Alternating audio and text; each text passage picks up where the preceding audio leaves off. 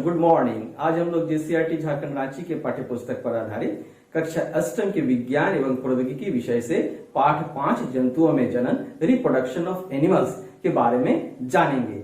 और इस वीडियो में हम लोग जानने वाले हैं जनन क्या है, जनन का महत्व, जरायुज, अंडजनक क्या है, जनन के कौन कौन से प्रकार हैं, अलैंगिक जनन क्या है, मुकुलन क्या है, द्विखंडन क्या है और लैंगिक जनन के बारे में। तो बच्चों सबसे पहले हम लोग जानेंगे जनन क्या है।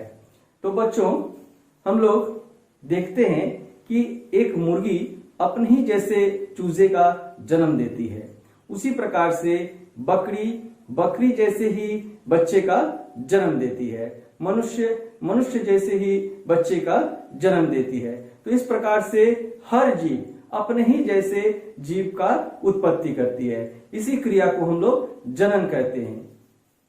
तो यहाँ पर लिखा गया है सजीवों में होने वाली एक ऐसी प्रक्रिया जो एक जैसी जीवों को पीढ़ी दर पीढ़ी निरंतरता को बनाए रखता है।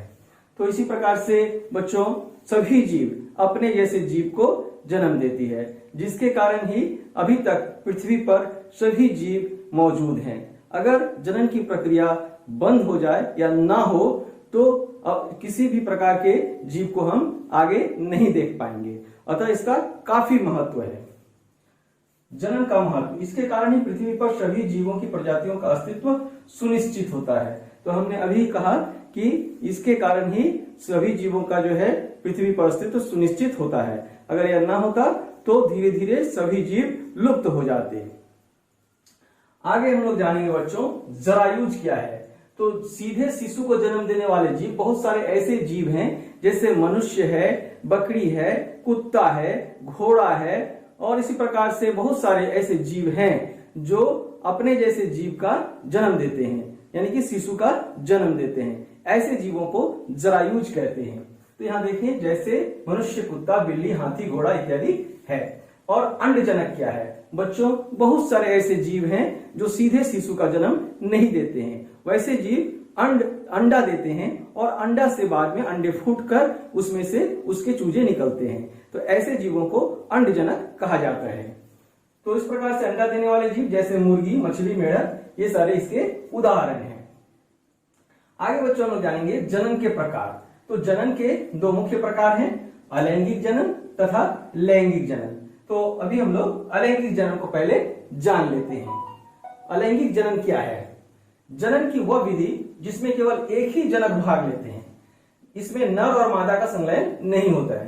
तो बच्चों जैसे कि हम लोग जानते हैं दो जनक होते हैं, एक नर और एक मादा, परंतु अलैंगिक जनन की क्रिया में नर और मादा दोनों एक साथ भाग नहीं लेते हैं और इसमें केवल एक ही भाग लेता है, एक ही जनक भाग लेते हैं। और इसमें जो संतति उत्पन्न होती है वो आपस में एक जैसे होते हैं और संतति बिल्कुल अपने जनक के समान होते हैं। जनक माने जिससे उसकी उत्पत्ति हुई है उसी की तरह उसमें सारे गुण होते हैं, उसी की तरह वह देखने में होता है। आगे हम लोग जानेंगे अलैंगिक जनन के प्रकार। अलैंगिक जनन के प्रकार बहुत सारे प्रकार हैं बच्चों, जैसे मुकुलन है, द्विखंडन है, बहुखंडन है, खंडन है, पुनर्जनन है और भी कई विधियां हैं। परंतु बच्चों हमें आपकी किताब में अभी हमें पढ़ना है दो विधियों के बारे में, मुकुलन और द्विखंडन। मुकुलन क्या है और द्विखंडन क्या है ये हम लोग जान लेते हैं। बच्चों हम लोग मुकुलन को देख रहे हैं। मुकुलन जो है वो मुकुल शब्द से इसकी उत्पत्ति हुई है। तो यह मुकुलन को समझने के लिए हमें जरूरत है हाइड्रा की। अगर हम हाइड्रा को एक स्लाइड में लेकर और इसे सूक्ष्मदर्शी यंत्र से देखें तो हमें इस प्रकार की संरचना दिखाई देगी। और यहाँ हम देख रहे हैं कि नीचे की ओर एक छोटा सा उभरता हुआ भाग हमें दिखाई दे रहा है, इसे ही मुकुल कहते हैं। और कुछ समय के बाद यह धीरे धीरे इस प्रकार की आकृति में बदल जाता है, यानी कि यहाँ से ये इसकी वृद्धि हुई है, प्रवर्धन हुई है और धीरे धीरे और बढ़ता है और उसके बाद अंत में यह अपने जनक से पूरी अलग हो जाती है। तो इस प्रकार जो जन्म हुआ ये नए संतति का, ये भी एक हाइड्रा ही है। इसमें सारे गुण इसके अपने जनक से प्राप्त हुए हैं और यह एकदम जो है उसके समान दिखता है। अब हम लोग पढ़ेंगे द्विखंडन विधि। यह जो है हमें सूक्ष्म जीव जिसमें कि अमीबा, पैरामीशियम, ये सब में हमें देखने को मिलता है। इस विधि में क्या होता है कि इसके ये अमीबा का चित्र है, इसमें सबसे पहले इसके केंद्रक का 2 भाग हो जाता है, केंद्रक का ही विभाजन हो जाता है। जैसे कि हम देख रहे हैं कि बीच में एक बिंदु जैसा है, यह इसका केंद्रक है, केंद्र बिंदु जिसे कहते हैं, और ये 2 भाग में विभक्त हो गया है, विभाजित हो गया है। उसके बाद ये धीरे धीरे क्या होता है, ये बीच में से जुटना शुरू होता है, और यहाँ देखिए कि अब ये अलग हो गया है, दोनों केंद्रक एक दूसरे से काफी अलग हो गया है। तो इस प्रकार से केंद्रक विभाजित तथा कोशिका विभाजन प्रारंभ हो गया है, और अंत में क्या होता है, यहाँ से ये टूट जाता है बीच से, और टूट के 2 अलग अलग जो है ये संतति उत्पन्न हो जाती है। तो इस प्रकार से जो है द्विखंडन विधि द्वारा भी जो है संतति का उत्पन्न होता है, संतति उत्पन्न होते हैं। तो बच्चों, अब तक हमने देखा अलैंगिक जनन, मुकुलन और द्विखंडन के बारे में। तो इसमें अलैंगिक जनन में हमने जाना कि यह जनन की वह विधि है जिसमें केवल एक जनक ही जनन क्रिया में भाग लेते हैं। परंतु अब हम लोग लैंगिक जनन के बारे में जानेंगे। लैंगिक जनन जो है वो विधि है जिसमें दोनों जनक, नर जनक और मादा जनक, दोनों ही इस जनन क्रिया में भाग लेते हैं। इसे ही हम लोग लैंगिक जनन कहते हैं। परंतु अलैंगिक जनन के तुलना में लैंगिक जनन की क्रिया बहुत धीमी होती है। ठीक है, इसमें नर और मादा युग्मकों का संलयन होता है, अर्थात वो मिलते हैं, और जिसके फलस्वरूप युग्मनज का निर्माण होता है। तो यही युग्मनज जो है धीरे धीरे विकसित होकर जो है नए जीव का निर्माण करते हैं। तो इसी क्रिया को समझने के लिए हम लोग मानव जनन प्रक्रिया के बारे में समझेंगे।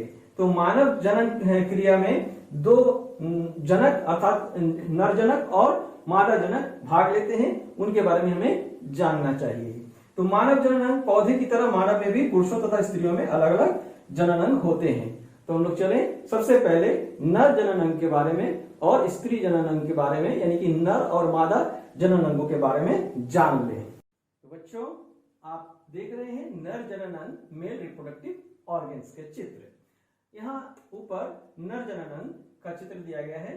तो यहाँ हम लोग देख रहे हैं कि नर जनन अंग में 3 प्रमुख अंग हैं, वृषण, शुक्राणु नलिका और शिश्न। यहाँ वृषण की संख्या जो होती है वो 2 होती है, और यहाँ वृषण में जो है शुक्राणु उत्पन्न होते हैं, और यहाँ से शुक्राणु नलिका से होता हुआ फिर वो आगे शिश्न तक जाता है।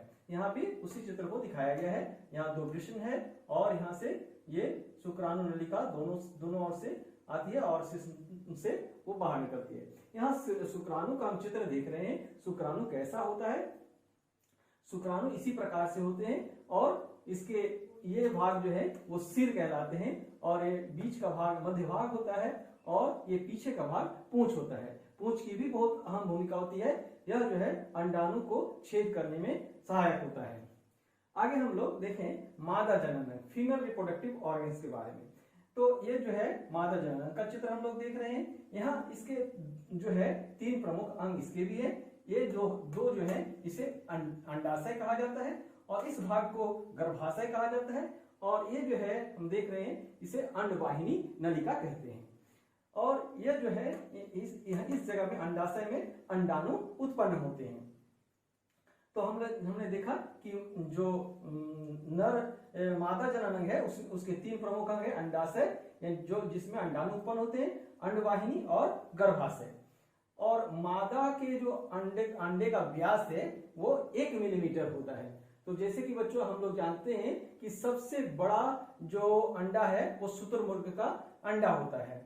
शुक्राणु और अंडाणु, ये जो मनुष्य नर का शुक्राणु है और ये जो मादा का अंडाणु है, जब ये दोनों आपस में मिलते हैं तो इसमें से हजारों शुक्राणु जो है निकलते हैं, और यहाँ अंडाणु के साथ में वो मिलते हैं। परंतु कोई एक शुक्राणु ही किसी एक अंडाणु को जो भेदन कर सकता है, और भेदन के बाद दोनों संलयित होता है, यानी कि ये जो है दोनों मिल जाते हैं। इस क्रिया को निषेचन कहते हैं, और इसके फलस्वरूप ही धीरे धीरे वो युग्मनज में परिणत होते हैं। तो इस क्रिया के द्वारा जो है नए जीव की उत्पत्ति होती है।